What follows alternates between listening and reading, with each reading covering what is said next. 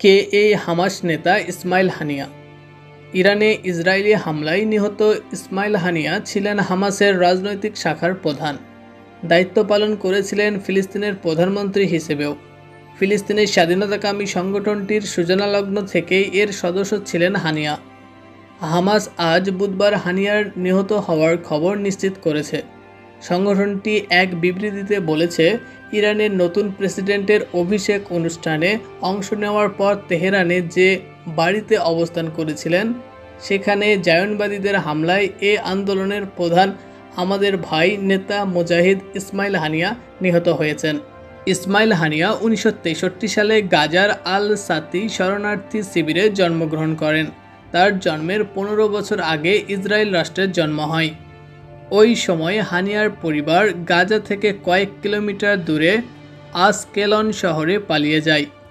তরুণ বয়সে গাজা ইসলামিক বিশ্ববিদ্যালয়ে মুসলিম ব্রাদারহুডের ছাত্র শাখার সদস্য ছিলেন ইসমাইল হানিয়া।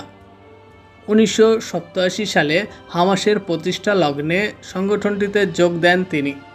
ওই সময় ফিলিস্তিনে ইসরায়েলি দখলদারির বিরুদ্ধে ইসলামিক আন্দোলন ইত্তিফাদার প্রথম ধাপ শুরু হয়, যা শেষ হয়েছিল 1993 সালে।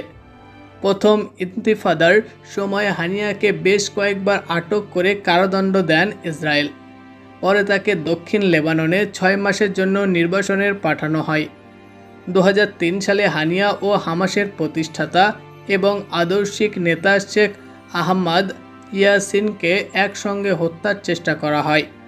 তারা যে বাড়িতে অবস্থান করেছিলেন সেখানে বোমা নিক্ষেপ করে একটি ইসরায়েলি যুদ্ধবিমান, যদিও সেখান থেকে তারা জীবিত অবস্থায় বেরিয়ে আসেন। এর 1 বছর পর ইয়াসিনকে হত্যা করা হয়।